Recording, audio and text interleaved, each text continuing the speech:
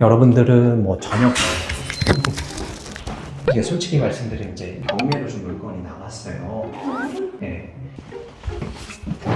반갑습니다. 더 낙찰TV 류여송입니다. 우리가 빌라를 보는 관점은 두 가지입니다. 보유를 하던가 단기 매도를 하던가인데요. 우리가 보유할 목적으로 빌라를 보신다라고 하면요, 건물 자체가 아니라 입지를 보고 땅을 보고 투자를 하셔야 돼요. 서울에서는 한강에 가까울수록 중심지구 입지가 좋습니다. 그 입지가 좋은 곳에 재개발 구역 물건을 보시면 되는데, 추후에 아파트로 변모했을 때 그 가치가 어느 정도 될지를 판단해보고 투자를 하시면 됩니다. 하지만 우리가 단기 매도로 빌라를 접근하신다라고 하면요, 그렇게까지 입지가 중요하진 않습니다. 하지만 막상 빌라를 투자하려고 하면 어떠세요? 매도가 안 될 것 같아서 불안하시죠? 아마도 단기 매도 가능한 빌라의 기준을 모르셔서 그러실 것 같아요. 빌라도요, 단기 매도가 가능한 게 있고요, 조금 어려운 게 있습니다. 오늘은 실제 물건을 살펴보면서 단기 매도 가능한 그 포인트들을 제가 짚어드리겠습니다. 먼저 경매 정보지 보고 우리 물건지로 이동해 보도록 하겠습니다. 오늘 물건은요, 서울 중랑구 면목동에 위치한 도시형 생활주택입니다. 토지 면적은 9.8평, 그리고 건물 면적은 16.9평입니다. 감정가는요 6억 700만 원대 나왔는데 현재 두 번 유찰해서 3억 8,800만 원대 경매가 진행 중에 있습니다. 권리사항을 보시면요, 2021년 1월 12일에 설정한 근저당이 말소 기준 권리로 이 모든 권리는 소멸됩니다. 임차인이 있으나 지금 대항력이 없고요, 그리고 매각 물건 명세서 상에도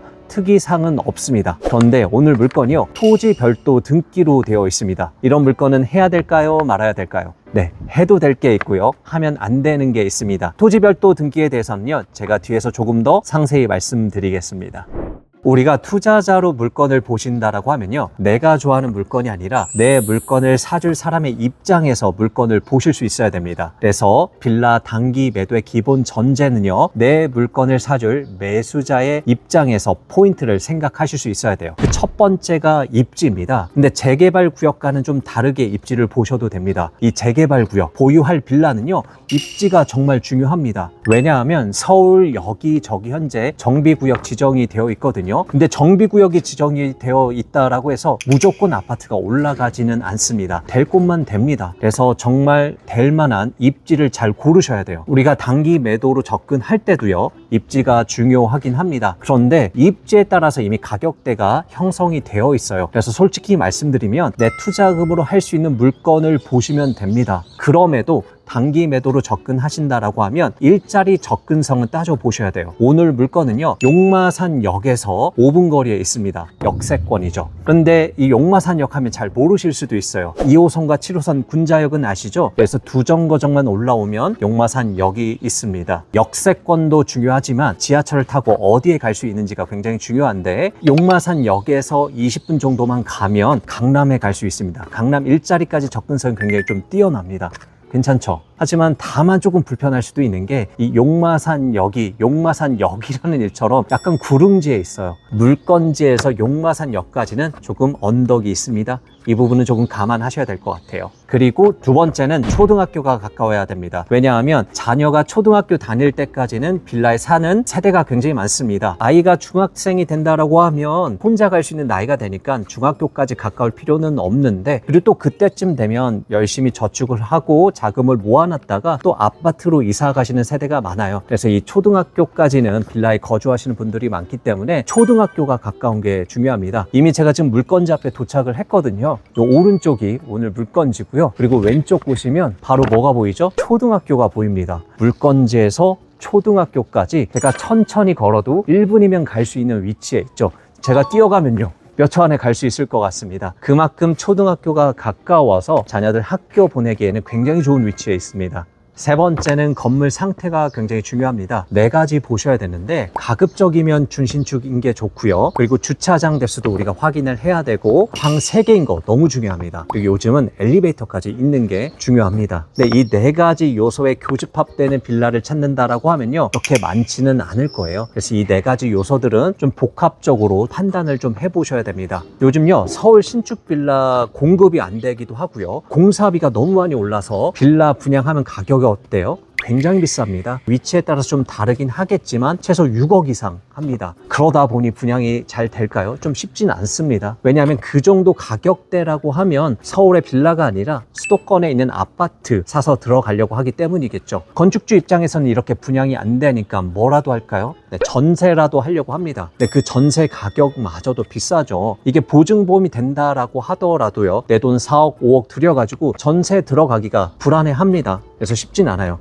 그런데 사람들이 옆에 눈을 돌려봤더니 4년, 5년 정도 된 준신축 빌라가 있습니다. 가격도요, 신축 빌라의 전세 가격이랑 거의 비슷해요. 그럼 어떻게 할까요? 준신축 빌라 사서 들어가려고 하겠죠. 그래서 이 준신축급의 빌라들은요, 인기가 많고 거래도 잘 되고 있습니다. 여기 보시면 오늘 물건 보이시죠? 어때요? 겉으로 보기에도 굉장히 깔끔합니다. 굉장히 깨끗하죠? 이게 2020년 12월에 지어진 물건이거든요. 지금 만으로 한 3년 반 정도 됐습니다. 아주 준신축급의 깨끗한 물건인데 겉으로 보기에는 엊그제 분양한 것 같아요. 그만큼 깨끗하고 관리가 잘 되어 있어요. 그리고 규모도 굉장히 큽니다. 그렇죠? 굉장히 넓어요. 지금이 한 11시 정도 됐거든요. 해가 굉장히 잘 들어요. 향을 보니까 동남향입니다. 그리고 우리가 주차장도 제가 중요하다라고 말씀을 드렸죠. 근데 오늘 물건이 좀 아쉬운 게 도시형 생활주택입니다. 우리 주차장 대수 좀 확인해 보시면 주차 구획으로는 여기에 4대 가능하고요. 여기에 4대 가능합니다. 오늘 물건이 글린이 하나 있고 위에 주거용은 13대로 되어 있어요. 세대당 1대가 안 나오겠죠. 그래도 다행인 게 여러분들 보시면 글린 옆에 2대 정도 더 될 수 있어요. 그래서 한 10대 정도 주차가 가능하거든요. 그럼 세대당 1대씩 주차 공간은 나올 것 같아요. 그래서 주차장도 오케이. 그리고 제가 엘리베이터도 중요하다라고 말씀드렸잖아요. 한번 내부에 들어가서 엘리베이터가 있는지 좀 살펴보겠습니다. 당연히 좀 있을 것 같죠. 들어가기 전에 지금 제가 외관을 조금 보고 있는데 거실, 방 2개 있는 것 같은데 겉으로 보기에도 상당히 좀 넓겠다라고 유추해 볼 수 있어요. 건물 상태가 진짜 너무 좋은데요? 관리를 굉장히 좀 잘한 것 같아요. 제가 지금 내부에 들어왔습니다. 내부 공간도 작지가 않아요. 굉장히 크게 좀 잘 되어 있고 또 중요한 거 엘리베이터가 되어 있습니다. 엘리베이터도 굉장히 크게 좀 잘 되어 있는 것 같아요. 물론 엘리베이터가 없는 빌라도 나가긴 합니다. 그럴 경우에는 3층 이하로만 보시는 게 좋아요. 4층 이상이면 조금 어렵습니다. 게다가 오늘 물건이 5층이 있잖아요. 만약에 엘리베이터가 없다라고 하면 굉장히 좀 힘들겠죠. 당기 매도가 좀 어려울 거예요. 그리고 제가 5층에 왔는데 굉장히 좀 심플하기도 하면서 좀 문 보니까 굉장히 좀 고급스러운 감이 있어요. 마지막으로 제가 방 3개인 게 중요하다라고 말씀드렸는데 왜냐하면 내 물건을 사줄 매수자가 자녀가 있는 세대일 확률이 굉장히 높습니다. 우리가 원룸이나 투룸이라고 하면요, 여기를 내가 월세나 전세로 살지 굳이 집을 사진 않거든요. 그래서 3룸인 게 굉장히 중요합니다. 오늘 물건 보니까요, 지금 전용 면적이 16.9평이었어요. 근데 우리가 건축물 현황도 보니까 확장 면적이 굉장히 크거든요. 실면적은 거의 한 24평 정도 될 것 같아요. 또 구조를 보니까 방이 3개, 또 화장실 2개, 그리고 드레스룸도 있고 발코니도 2개나 있습니다. 굉장히 넓을 것으로 예상이 돼요. 근데 우리가 이렇게 건축물 현황도 봤지만 여러분들 도면만 보시고 판단하시면 안 되고 반드시 내부에 들어가서 구조를 좀 보셔야 돼요. 오늘 물건처럼 배당금을 못 받는 임차인이 있거나 소유주가 있으면 사실 눌러보기가 좀 그렇죠. 그럴 경우에는 구조가 비슷한 옆집이든 윗집이든 아랫집이든 배를 눌러서 확인을 해보시면 좋습니다. 제가 아랫집 가서 한번 좀 내용을 확인해 보도록 하겠습니다. 근데 지금 시간이 대부분 일 나가 있을 시간이어가지고 아마 안 계실 확률이 굉장히 좀 높긴 해요. 계세요? 좀 안 계시네요. 네. 한층 더 내려가 볼게요. 그래도 우리가 포기하지 말아야죠. 근데 이 시간에 어쩔 수가 없어요. 여러분들은 뭐 저녁 계세요? 경매로 좀 물건이 나왔어요. 네. 저는 이제 바로 이제 윗집이어서 누수나 이런 문제는 없나 싶어가지고. 개인적으로 저는 너무 편하고 좋은 거예요. 구조나 이런 것도 나쁘진 않아요. 구조는 다 똑같아요. 구조 보시려고요. 조금만 그냥 봐도 될까요? 감사합니다. 이게 통풍이 잘 돼서 빨리 너무 잘 나요. 너무 좋다. 구조 너무 좋다. 원래 이거 에어컨도 있었던 거죠? 원래 방마다 다 있어요. 되게 괜찮다. 인테리어 하신 건 아니죠? 아니 저기 아침에 해가 너무 들어와서 이거 따로 하신 건 아니에요? 아니에요 다 그래요. 조명도 괜찮아요. 뻥이고. 조명도 다 좋아요. 그 당시에는 우리가 6억 1,000을 왔죠 여기. 문을 다 닫아놓으면 비가 오는지 눈이 오는지 몰라요. 선물 다 이중이기 때문에. 감사합니다. 주세요. 네. 네, 여러분들 보셨죠? 이렇게 사람이 있는 경우에 들어가서 보시면 됩니다. 근데 남자분들은 좀 불리해요. 아니, 여자분들 혼자 계시면 잘 문을 안 열어주거든요. 근데 저처럼 착하게 생기면 이게 보여줍니다. 농담이고요. 남자분들은 아마 여자분들이랑 같이 가시는 게 내부를 볼 수 있는 확률이 굉장히 높습니다. 저희가 보통 이렇게 오면 거의 일을 나가시기 때문에 안에 내부를 보기가 좀 쉽진 않거든요. 그렇다고 제가 밤에 촬영하러 오기가 좀 쉽진 않아요. 다행히 또 이렇게 방을 봐서 굉장히 좀 기쁜 마음이 들고요. 401호를 제가 봤거든요.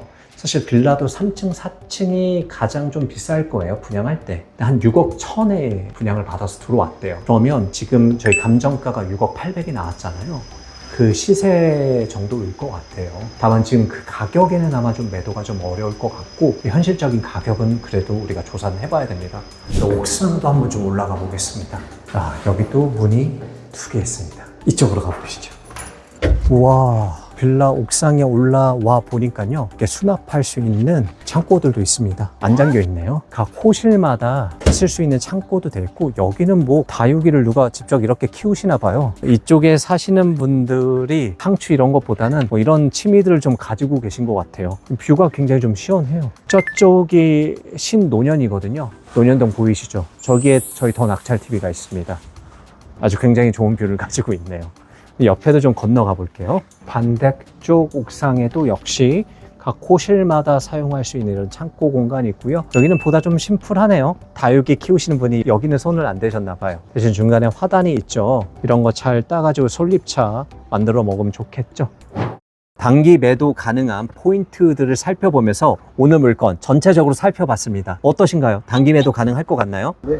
그럼에도 불구하고 유의하셔야 할 사항이 있습니다. 그 첫 번째가 가격입니다. 빌라는요, 매도할 수 있는 가격이 있어요. 왜냐하면 이 빌라 가격에 대한 사람들의 심리적 마지노선이 있기 때문에 그렇습니다. 사실 부동산은요, 분산 투자하는 게 아니라 내 자금을 다 모아가지고 가장 좋은 물건을 하시는 게 맞습니다. 하지만 우리가 빌라를 단기 매도로 하신다라고 하면 비싸다고 다 좋은 게 아닙니다.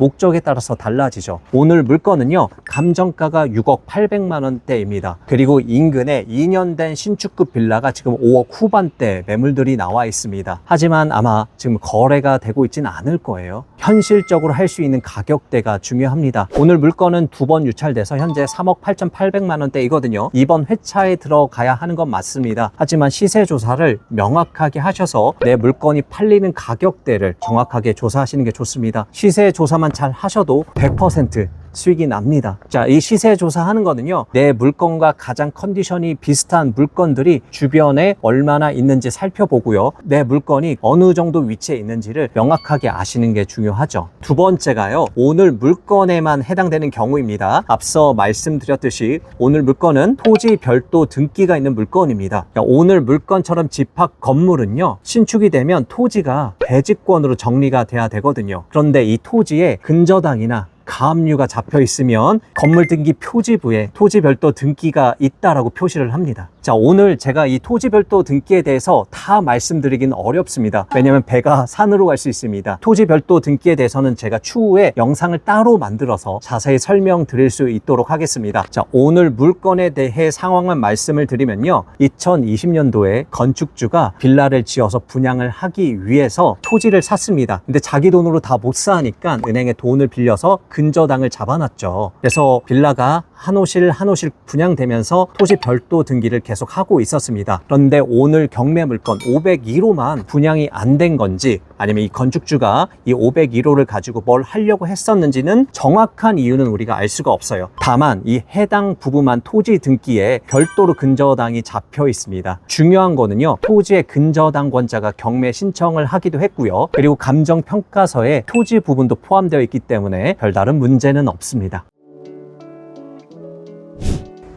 네, 오늘은 빌라 단기 매도 포인트에 대해서 알려드렸고요. 그리고 실제로 오늘 매물을 보면서 상세 설명을 드렸습니다. 앞으로 빌라 조사하실 때 오늘 말씀드린 이 포인트 잘 살려서 좋은 물건에 투자를 하셨으면 좋겠습니다. 그리고 오늘 물건에 관심 있으신 분들은 반드시 현장에 오셔서 내부도 보시고 주변에 나와 있는 매물들도 살펴보면서 꼼꼼하게 시세 조사하시고 입찰하셨으면 좋겠습니다. 하지만 혼자 하기 두려우신 분들은 될 때까지 해드리는 저희 더 낙찰TV와 함께 하시는 건 어떠실까요? 소액이어도 괜찮고요. 그리고 초보여도 괜찮습니다. 저희가 평생 멘토링 해드리면서 될 때까지 정말 잘 되실 수 있을 때까지 도와드리겠습니다. 저희가 6월에도 개강을 합니다. 6월 13일 목요일 그리고 6월 15일 토요일 날 개강을 하니 저희 더 낙찰TV가 궁금하신 분들은 위에 연락처로 전화를 주시면 됩니다. 여러분들이 스스로 낙찰받고 매도할 수 있는 그날까지 될 때까지 저희 더 낙찰TV가 함께 하겠습니다. 이상 더 낙찰TV의 류여송이었습니다.